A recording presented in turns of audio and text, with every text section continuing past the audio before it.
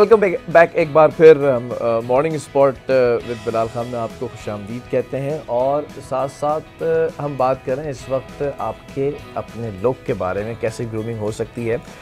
तो आप इस वक्त हम छोड़कर गए थे ब्रेक से पहले कि जो बच्चियां हैं जिनका सांवला रंग है, सांवली रंगत है जिनकी, तो वो ज़्यादातर ख्वाहिश करती हैं कि उनको बहुत ज़्यादा गोरा कर दिया जाए और फिर वो डिज़ास्टर लुक कर देते हैं जो मेकअप आर्टिस्ट होते हैं। सदफ़ हमारे साथ मौजूद है। सदफ़, आपने बता दिया था जो इस तरह की बच्चियां आती हैं जो सांवली रंगत के साथ आती हैं, वो पहली बात तो ये कि डिमांड क्या करती हैं आपसे? जो वो लोग यूजुअली जो सांवली रंगत की आती हैं वो हमें कहती हैं कि कोई, जैसे आपने कहा कि पिक्चर्स लाती हैं कि हम ऐसा करते हैं, तो मैं हमेशा उनसे ये कहती हूँ कि मैं गोरा नहीं करूँगी तुम्हें, लेकिन तुम्हारी जो स्किन है उसको मज़ीद इन्हेंस कर दूँगी। जो तुम्हारी जो डार्कर कॉम्प्लेक्शन में आपकी पिगमेंटेशन आ रही है या एक्नी आ रही है उसको मैं हाइड करूँगी, लेकिन मैं तुम्हें गोरा नहीं करूँगी। If you are happy with that तो फिर मैं मेकअप करूँ। तो दे ऑलवेज सेड कि ठीक है, आप जो भी करेंगे हमें पता है बेस्ट करेंगे। तो उसके साथ मैं उनको इन्हेंस करती हूँ और मुझे जो पसंद है डार्कर कलर पे हमेशा मुझे काम करना अच्छा लगता है। अच्छा, वजह क्या है? बड़ा सुना है मैंने कि डार्क स्किन से फीचर्स बड़े इन्हेंस होते हैं, फीचर्स के ऊपर बड़ा काम हो सकता है। Is that true? हाँ, जो डार्क स्किन होती है, मैं जब इंग्लैंड में थी तो मैं afro clients London fashion week मैंने बहुत किए हैं, तो उसमें एफ्रो गर्ल्स होती थी और वो बहुत डार्क होती हैं और उन पे मेकअप करना सबसे मुश्किल काम है क्योंकि वो इतनी डार्क होती हैं कि आपको समझ नहीं आ रहा था कि आप इन पे फाउंडेशन कौन सा लगाएं। लेकिन उसके भी फाउंडेशंस आते हैं जो हम उनकी स्किन को करते थे और उन पे पिंक टोन के साथ और डार्कर कलर्स के साथ करते थे और they turn up so beautiful. जो उनकी तस्वीरें आती थी और जो एक गोरी लड़की की तस्वीर आती थी, ज़मीन आसमान का फ़र्क होता। एक क्वेश्चन करूँ, बड़ा ऑनेस्ट आंसर चाहिए। हाँ बोले। क्या हम एशियंस के लिए, वी आर ब्राउन, हाँ, क्या पिंक फाउंडेशन हमारे लिए बनाएंगे? बिल्कुल भी नहीं बना, बिल्कुल भी नहीं बना। जो लोग पिंक फाउंडेशन यूज़ करते हैं वो गलत करते हैं क्योंकि वो पिगमेंट्स आपकी ग्रे कर देता है, क्योंकि हमारे ब्राउन पिगमेंट्स हैं और पिंक फाउंडेशन हमें पिंक नहीं करेगा, हमें ग्रे करेगा। चेहरा ग्रे ग्रेइश हो रहा होता है, इसी वजह से होता है। इस वजह से होता है क्योंकि हम पिंक फाउंडेशन यूज़ करते हैं, वो हमारे लिए बना ही नहीं है। हमारी जो गोरों की स्किन होती है वो उनमें पिंक ब्राउन पिगमेंट्स नहीं होते, तो उनके ऊपर जब पिंक फाउंडेशन लगता है तो वो उनके अंदर ब्लेंड हो जाता है और वो ग्रे नहीं आते, वो पिंक में चले आते हैं। तो हमारा कॉन्सेप्ट ब्यूटिशियंस का काफ़ी सारों का है कि हम पिंक फाउंडेशन लगाएंगे तो हम पिंक हो जाएंगे। आप पिंक नहीं, आप ग्रे हो जाएंगे। तो आपको जो यूज़ करना होता है, हमें अंडरटोन देख के काम करना होता है। अगर मेरे पास कोई लड़की का एक सवाल आया कि हमें आजकल बहुत ज़्यादा इन है कि आपको पता है यूट्यूब और इन चीज़ों पे कि पर्पल कलर का उसने करेक्टर मिलाया था फाउंडेशन के अंदर और ब्लू कलर का करेक्टर मिलाया था, तो वो फाउंडेशन लगाया तो इतना अच्छा हो गया। तो वो जिनका ट्यूटोरियल कर रहे होते हैं वो गोरे होते हैं, उनके अंदर आपका पर्पल कर रहे हैं तो आप उनकी ब्लू लाइंस को न्यूट्रलाइज़ कर रहे हैं। अगर आप ब्लू यूज़ कर रहे हैं तो उनकी रेड वेन्स को आप यूटिलाइज़ कर रहे हैं। लेकिन हमारे यहाँ क्या होता है कि वो कहते हैं अच्छा ये इसने किया हम भी कर लेंगे, वो आप बिल्कुल ग्रे हो जाते हैं क्योंकि आपके लिए है ही नहीं। हम तो बहुत लकी है कि हमारी पिगमेंट्स जो हैं वो ब्राउन है, जिसकी वजह से हम कोई भी मेकअप कैरी कर सकते हैं according of our skin tone.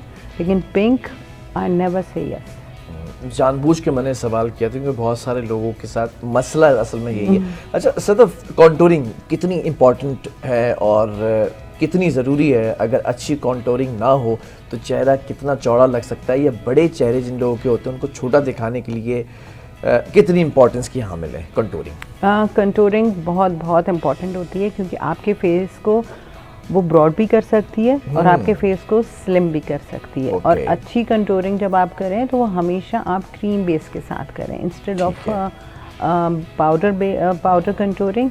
Cream base से आप करेंगी तो बहुत बहुत फ़र्क पड़ता है उससे, और आपका ब्लेंड बिल्कुल नेचुरल वे में होगा कि आपको लगेगा नहीं कि आपके फेस पे फाउंडेशन। तो इंस्टेड ऑफ समटाइम्स ऐसा होता है इतनी ज़्यादा कंटूर कर देते हैं, टोन इतनी ज़्यादा डार्क होती है कि वो बाकायदा तौर पर फीमेल्स के ऐसा फील हो रहा होता है कि बियर्ड बनी हुई, जब वो नीचे हेड डाउन करके बैठी होती हैं, दुल्हन बनी बैठी होती हैं, इट सीम्स लाइक कि बाकायदा कोई ब्लैक कलर की उन्होंने पूरा कोई बॉर्डर बनाया हुआ है। ब्लेंडिंग नहीं है ना, इसीलिए मैंने आपसे कहा कि हमेशा क्रीम फॉर्म में करें तो वो आपकी स्किन में पेनिट्रेट होकर आपको शेडो देती है। ये इट्स नॉट लाइक कि आपको वो नज़र आए, आपको शेडो आना चाहिए उसका, तो वो दे विल वर्क।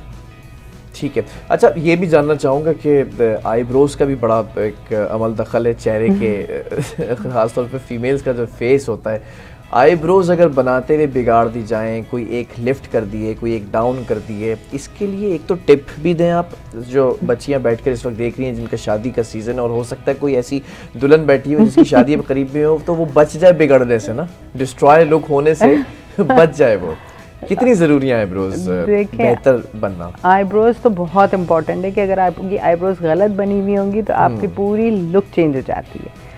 समटाइम्स ऐसा भी होता है कि आप कहीं आपने आईब्रोज बनवाई, एक तो सही बन गई, दूसरी जो है वो उसमें डिप आ गया। एग्जैक्टली इसी तरफ आ रहा था मैं। तो वो जो डिप आता है, तो अब तो ये है कि आप हम जैसे मैं करती हूँ, हमारे सैलून में टिंटिंग होती है, आईब्रो टिंटिंग होती है, they will last up to good 2 weeks. ठीक है। तो वो कर देते हैं हम, तो उससे वो आपको सिर्फ क्लेंजर नहीं लगाना, तो they will last up to really good 2 weeks. सिर्फ पानी से आपको धोना है, तो वो हम पूरे उस चीज़ को जो आपका डिप आया उसको कवर कर देते हैं, और वो बिल्कुल नेचुरल में होती है, किसी को फील नहीं होता। दूसरी चीज़, आप पाउडर उससे आप अपनी जो आपकी डिप आ गई है गलती से भी होता है, इंसान एरर है, हर जगह गलतियाँ होती हैं, तो इसका लाइफ एंड डेथ नहीं हो जाती कि आपने रोना धोना मचा दिया, मेरी डिप हो गई है, मैं क्या करूँ। मेरी क्लाइंट आई थी, उसने कहीं से बनवाई, उसकी डिप हो गई, उसने हेयर कट करवा लिया उस आईब्रो को छुपाने के लिए। And she show me, aunty ये देखिए मेरी आईब्रोज में कितना फ़र्क है। मैंने आई कुडंट फाइंड इट। मैंने कहा कौन सी वाली बेटा आईब्रोज? कहती है मैंने तो बाल कटवा लिया, आपको तो पता ही नहीं चल रहा है मेरी कौन सी आईब्रोज में डिप आया है। मैंने कहा अरे उससे नहीं, क्या किया तुमने, तुम्हें नहीं करना चाहिए था।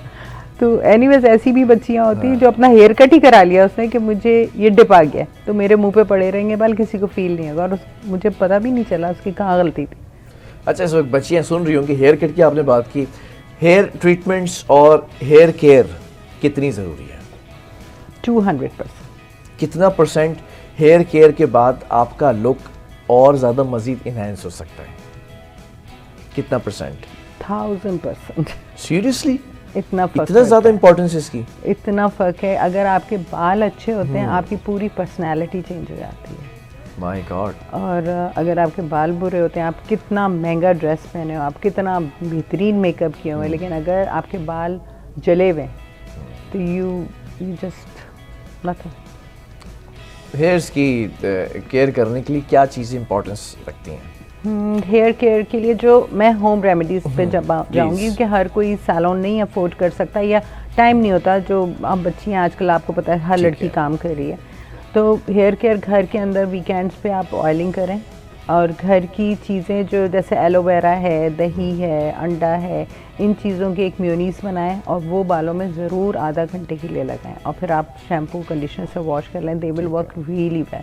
और वो रूट से भी आप लगा सकते हैं। क्या क्या चीज़ें? अंडा है, अंडा है आपका, एलोवेरा जेल, लेकिन वो आप प्लांट लीजिए, उसके साथ करिए, उसमें आप ऑयल मिलाइए, उसमें आप थोड़ा सा ऑयल कौन सा? कोई भी ऑयल जो भी आपके घर में, कोकोनट ले सकते हैं, आलमंड ले सकते हैं, कोई भी, वॉट एवर द ऑयल, और उसमें थोड़ा सा दही मिलाएं। आप इन सारी चीज़ों को मिक्स करें, ग्राइंडर में पीसें, बिल्कुल वो एक पेस्ट बन जाएगा। वो पेस्ट पूरे बालों में आप रूट से लगाइए, और उसके आधा घंटे के बाद आप शैम्पू कंडीशनर कर लें। It's make a big difference in your hair. Shine भी आती है, हेल्दी करेगा, हेल्दी भी आएगा, बालों में ऐसा अच्छा वॉल्यूम आता है कि आपको फील होता है। लोग पूछेंगे कहाँ से ट्रीटमेंट करा कर आए हो, क्या ट्रीटमेंट कराए हो? ये घर का ही ट्रीटमेंट है, और बहुत बहुत फ़र्क पड़ता है। बिल्कुल बाल सिल्की हो जाते हैं, शाइन करते हैं, नेचुरल, क्योंकि हर चीज़ नेचुरल है, तो इट्स वर्क। और ये एलोवेरा तो आपको वैसे भी घर में रखना चाहिए, और काटने के बाद उसके जो वो उसका पल्प होता है वो आपको फेस पे भी लगाना चाहिए, हाथों पे लगाना चाहिए, उससे आपके हाथ भी अच्छे होंगे। और ये बहुत ज़्यादा आपकी स्किन को एनर्जी देता है, कोलेजन देता है, मॉइस्चर करता है, और इट्स अमेजिंग। अच्छा, बालों के आजकल क्या क्या परेशानी है, क्या क्या मसले आपके पास आते हैं, उनके हल क्या होते हैं? वो मसले ज़रा से बताएं। क्या पता किसी बच्ची का कोई मसला रिलेट कर जाए आपकी बात से। मसले जो आते हैं वो डैंड्रफ के आते हैं। ठीक है। स्पेशली जो हिजाबी गर्ल्स हैं उनको हमेशा प्रॉब्लम होती है डैंड्रफ की। उनके लिए तो मैं स्पेशली बोलूँगी कि जब भी आप हेयर वॉश करें, अपने हेयर वॉश को हमेशा रात को करें या शाम में करें, और बालों को बिल्कुल ड्राई कर लें, और फिर आप सोएं। इंस्टेड ऑफ आप गीले बाल बना के जाएं, और सुबह क्योंकि पोल्यूशन होता है, बाल गीले आपने बंद कर लिए, स्कैल्प को ऑक्सीजन नहीं मिली, ब्रीथ नहीं कर सका, तो उसने सीबम, नेचुरल सीबम प्रोड्यूस नहीं किया। नेचुरल सीबम नहीं प्रोड्यूस किया तो जो आपका पोल्यूशन है वो आपकी स्किन के ऊपर बैठ गया। फिर आपको होता है मेरी तो खुजली बहुत हो रही है, मेरी तो ड्राइनेस हो रही है। ड्राइनेस यूँ नहीं हुई, आपने खुद उसके साथ किया। तो ये छोटी छोटी चीज़ें होती हैं। तो मेरे पास जो भी बच्चियाँ, अच्छा हमारे साथ भी ये बड़ा इशू रहता है क्योंकि हमें रोज़ाना बालों पे स्प्रे लगाना होता है। वो स्प्रे लगाने के बाद हम वॉश तो कर लेते हैं लेकिन उसका पूरा ड्राई हो जाता है। तो मुझे भी कोई टिप दे दें। जब भी वॉश करो ऑयलिंग करके वॉश करो, कभी भी बालों में कुछ भी नहीं होगा। Everyday wash, no problem. अच्छा ऑयलिंग करने के लिए इसलिए हम पीछे भागते हैं क्योंकि रोज़ाना शैम्पू करना इज दैट गुड? कोई इशू नहीं है? कुछ भी नहीं होता, कुछ भी नहीं होता। ये बड़ा गलत कॉन्सेप्ट है कि आप रोज शैम्पू करेंगे। हाँ ये तो कॉन्सेप्ट है, बिल्ड हुआ है। आपके बाल हम मुंह धोना छोड़ देते हैं। Why we clean our face day and night? मतलब ये कॉन्सेप्ट है सदफ, बहुत प्यारी बात करी है। कॉन्सेप्ट ये रोज़ाना शैम्पू नहीं करना है, जल्दी गंजे हो जाओगे, बाल गिर जाएंगे, बाल पतले हो जाएंगे, बाल जो है वो उनका टेक्सचर ख़राब हो जाएगा, ऐसी बातें हैं। ये सब मिथ है? बिल्कुल मिथ है। और दूसरी बात ये है कि आप जो शैम्पू यूज़ कर रहे हैं वो आपके बालों को सूट कर रहा है कि नहीं कर रहा, ये सबसे इम्पॉर्टेंट चीज़ है। और जो एक और इम्पॉर्टेंट चीज़ है कि आप जो भी शैम्पू, मास्क यूज़ कर रहे हैं या कंडीशनर यूज़ कर रहे हैं वो आपका 3 महीने के बाद आपको चेंज करना है। क्योंकि एक सीक्वेंस में आप चीज़ यूज़ करते रहते हैं, वो 3 महीने बाद काम करना छोड़ देती है। फिर आप कहते हैं मेरे बाल गिर रहे हैं। वो बाल इसलिए नहीं गिर रहे होते, बाल इसलिए गिर रहे होते हैं क्योंकि आपने शैम्पू चेंज नहीं किया हुआ है। तो आप शैम्पू चेंज कर लें, नहीं कर रही नहीं। एक्चुअल क्या होता है, आप 3 महीने आपने शैम्पू यूज़ किया XYZ, ठीक है, वो आपको सूट कर रहा है। 3 है। महीने आपने किया, 3 महीने के बाद आपको ऐसा लगा यार ये शैम्पू मुझ पे काम नहीं कर रहा है, विच इज़ फाइन, आप शैम्पू को चेंज कर लें। 3 महीने के बाद कोई और शैम्पू यूज़ करें, उसके बाद आप वापस पहले पे आ जाएं, इट विल वर्क। लेकिन ये अच्छी टिप दी है क्योंकि ये चीज़ें ऐसी हैं जो लोगों को नहीं पता। वो एक ही शैम्पू सालों यूज़ करते रहते हैं, नहीं यही ख़रीदेंगे, यही यूज़ करेंगे, हमें सूट कर रहा है, और एकदम से वो सूट नहीं करता। क्योंकि हर चीज़ की एक लिमिट होती है। आप स्किन केयर कर रहे होते हैं, सालों आप एक स्किन केयर यूज़ करते हैं और उसके बाद आपको लगता है वो स्किन केयर नहीं करी, आपकी एज फ़र्क हो रही है, आपकी क्लाइमेट फ़र्क हो रही है, बहुत सारी चीज़ें उसमें काम कर रही होती हैं। आप उन चीज़ों को नहीं सोच रहे होते और आप कहते हैं ये प्रोडक्ट ख़राब हो गई है, 2 नंबर आ रही है। इट्स नॉट लाइक 2 नंबर, आप उसको चेंज करें, चेंज की आदत डालें अपनी। अच्छा सदफ, कुछ लोग हेयर कलर के बड़े शौकीन होते हैं, बड़े कलर्स कराते हैं। आपके पास आती होंगी बड़ी ख़वातीन कि कट डाउन करके ये कलर करते हैं, फिर ये कलर करते हैं। तेज़ी से कलर्स चेंज कराना क्या बालों को डैमेज कर सकता है? या जो लोग कलर कराते हैं तो उनके लिए टिप्स क्या हैं बेहतरीन? जो मेरे पास कलर्स के लिए आती है, मेरे पास 8 साल हो गए मुझे पाकिस्तान मूव हुए, और 8 साल से जो मेरी कस्टमर्स हैं 90% मेरे सेम कस्टमर्स हैं। नए तो आए हैं लेकिन वो जो मेरे पास आता है, मैं मानती हूँ कि मैं क्लाइंट्स नहीं बनाती, मैं फैमिलीज़ बनाती हूँ। मेरे जो आया वो गया नहीं, फिर वापस नहीं गया। और जो लोग आते हैं मैं उनको इतनी रिस्पेक्ट देती हूँ कि वो बिल्कुल मेरे ही हो जाते हैं। और फिर मैं उनको जो चीज़ बोलती हूँ, दूसरी बात, मैं ब्लीच नहीं यूज़ करती, मैं बिल्कुल ब्लीच नहीं करती, ठीक है, क्योंकि मुझे ज़रूरत ही नहीं। मुझे पता है कि किस तरह बाल को लिफ्ट करते हैं, और बालों को लिफ्ट करने के लिए आपको ज़रूरत नहीं है कि आप ब्लीच का इस्तेमाल करें। ब्लीच अगर बहुत सालों पहले हम करते भी थे, जब इंग्लैंड में थे वहाँ ब्लीच ही होता था, लेकिन अब नई टेक्नोलॉजी आ गई है कि मैं यूज़ करती हूँ ओलाप्लेक्स के साथ काम करती हूँ। और ओलाप्लेक्स ऐसा मैजिक है कि आपके पूरे बालों के अंदर के जो बॉन्ड्स होते हैं वो उनको स्ट्रॉन्ग कर देता है। अच्छा। तो आपकी इलास्टिसिटी जो है वो आपकी कभी ख़राब नहीं होती। आप जितना मर्जी ब्लॉन्ड पे आप चले जाएं, आपकी इलास्टिसिटी नहीं ख़राब होती। अच्छा, लड़कियों के भी कुछ ऐसे मसाइल हैं, ख़ासतौर पर लड़कों के ज़्यादा होते हैं, बाल गिरने लगते हैं, हेयर फॉल बहुत ज़्यादा होता है। सर्दियों के अंदर अभी जो इस वक्त सीज़न है, मौसम है, इसमें ज़्यादा तौर पर हम देखते हैं कि बाल फ्रिजी हुए होते हैं लेकिन फिर वो गिरने भी लगते हैं। इससे कैसे बचा जा सकता है? हेयर फॉल को कैसे रोकें हैं सदफ? आपकी डाइट बहुत इम्पॉर्टेंट है। इस वक्त तो इतने फल आए हुए हैं कि अगर जूसेस ABC जूस पी लें आप रोज़ाना हाफ अ ग्लास, तो इज़ इनफ। सिट्रस फ्रूट्स बहुत होते हैं सर्दियों के अंदर। इसमें जो मैं ABC जूस कहती हूँ, आपका चुकंदर है, आपका गाजर है, आपका सेलरी है, आपका अनार है, सेब है। We are lucky we have every fruit. तो आप ये सारी चीज़ों का आप जूस निकालें, एक जग भरें डेली। हम तो पाकिस्तान में रहते हैं, हमें डेली भी सर्वेंट निकाल के दे सकता है। खुद भी कर सकते हैं, खुद भी कर सकते हैं, मुश्किल नहीं है, कुछ भी नहीं है। एक ही दफ़ा मैं तो लंदन में थी तो मैं तो पूरा जग बना के पूरे हफ्ते का रख देती थी। अच्छा। और क्योंकि टाइम नहीं होता था, मैं संडे के संडे निकाल के भर के रख देती थी 7 डेज़ के लिए, और रोज़ सुबह पीती थी, बच्चे भी पीते थे, तो इट्स वर्क रियली वेल। अल्हम्दुलिल्लाह मेरे बाल नहीं गिरते, बिल्कुल भी नहीं गिरते बाल, जबकि मैं कलर भी कर रही हूँ, मैं सभी कुछ कर रही होती हूँ, लेकिन मेरे बाल नहीं गिरते। अच्छा, एक चीज़ पर मुझे बड़ा एतराज़ है, मैं ज़रा वो एतराज़ कर दूँ, कोई भी ऑफेंसिव नहीं होगा, लेकिन मैं आपको बता दूँ बहुत सारे लोग हो सकते हैं ऑफेंसिव हो जाए। बहुत सारे फीचर्स चेहरे ऐसे नहीं होते जिसके ऊपर वो, मुझे नहीं पता क्या कहते हैं उसको, बेबी कट जो होता है, बिल्कुल आगे से गिरे हुए होते हैं बाल और पूरे स्टेप कटे हुए होते हैं। इसी तरह बहुत सारे हेयर स्टाइल ऐसे होते हैं कि हर फेस के ऊपर सूट नहीं करते हैं। तो क्या लोग आते हैं बजिद होते नहीं, ये हेयर स्टाइल कराना है कराना है कराना, फिर उसके बाद वो कहते हैं वो लुक नहीं आया निकल के। तो ज़रूरी है कि पहले फेस को अपने रीड कर लें, उस हेयर स्टाइल को रीड कर लें, पूरी स्टडी कर लें, उसके बाद हेयर कट करवाएं? बिल्कुल ये, लेकिन मैं तुम्हें बताऊं, if you are a hairdresser तो यू नो एग्जैक्टली कि तुम कन्वेंस कैसे करोगे कस्टमर को। आपका if you claim you are a hairdresser तो आपके अंदर वो पावर होनी चाहिए कि आप कस्टमर जो आपके सामने सीट पे बैठा है, आप उसको कन्वेंस कर सकें कि उसके चेहरे पे क्या चीज़ सूट करेगी। डजंट मैटर वो किसी का भी स्टाइल लेकर आ जाए कि जो फैशन में चल रहा हो, लेकिन अगर वो चीज़ उसके सूट नहीं कर रही है तो बीना हेयर ड्रेसर आपके अंदर वो पावर होनी चाहिए जो आप उसका माइंड चेंज कर सकें। अगर आप माइंड नहीं चेंज कर रहे तो आप फ़ौरन अपना पेशा चेंज कर लें, सिंपल। Very good. अच्छा, कुछ गोल चेहरे होते हैं, कुछ लंबे चेहरे होते हैं, कुछ चौकोर होते हैं, कुछ छोटे चेहरे होते हैं, ज़रा 3-4 कुछ डायमंड कट चेहरे होते हैं, ज़रा कुछ हेयर स्टाइल्स बताएं ना ताकि बच्चियों को फ़ायदा भी हो। अगर गोल चेहरा है तो उस पर कौन सा हेयर स्टाइल अच्छा लगेगा, चौकोर पे, लंबे चेहरे पे? हाँ, गोल चेहरा होता है तो उसमें आई पर्सनली प्रेफर कि आप फेदर कट करवाएं, तो उससे आपका फेस जो है थोड़ा सा छोटा हो जाता है। किसी का ब्रॉड फेस है तो उस पर आप फ्रिंचेस कटवाइए, लेकिन लॉन्ग फ्रिंच कटवाएं तो उससे आपका माथा जो है वो थोड़ा छोटा आता है। लंबे छोटे माथे पे मैं हमेशा प्रेफर करती हूँ कि उनकी लॉन्ग लेयर्स ही काटो, क्योंकि उनके माथे बहुत छोटे होते हैं। अगर उन पे भी फ्रिंजेस या लॉन्ग फ्रिंज काट दी तो वो बिल्कुल ही छोटे हो जाते हैं, गायब हो जाते हैं। तो छोटे फेस पे आप प्रेफर कि हमेशा लॉन्ग लेयर्स दें ताकि वो उनका चेहरा निकल के आता है। आपके डायमंड कट पे आप डायमंड कट और स्क्वायर कट ऐसा फेस होता है जिस पे आप हर स्टाइल कर सकते हैं।